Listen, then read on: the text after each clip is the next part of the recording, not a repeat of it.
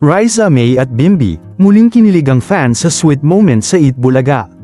Tila walang humpay ang pagpapakilig ni Riza May Dizon at Bimby Aquino ng Eat Bulaga, dahilan upang muling kiligin ang kanilang supporters.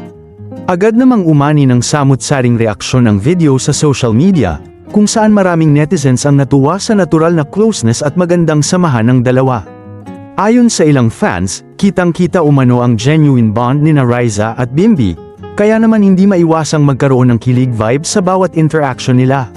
Hindi rin ito ang unang pagkakataon na naging usap-usapan ng dalawa dahil sa kanilang cute at sweet moment sa programa, bagay na mas lalong ikinatutuwa ng kanilang loyal viewers. Sa kabila ng pagiging magkaibigan, marami pa rin ang natutuwa at umaasang mas lalo pang tumibay ang kanilang closeness sa paglipas ng panahon.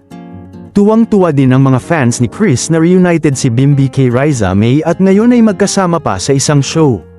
Matatandaang nagkasama si Bimby at Riza May sa isang pelikula noong 2013 at naging box office hit nga ito sa Metro Manila Film Festival.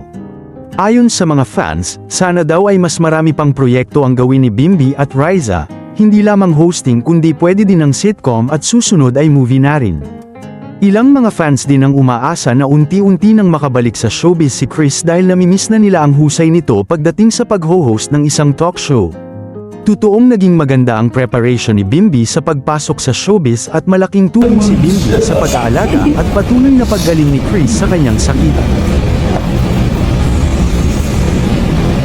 Bakit na paging puti girl?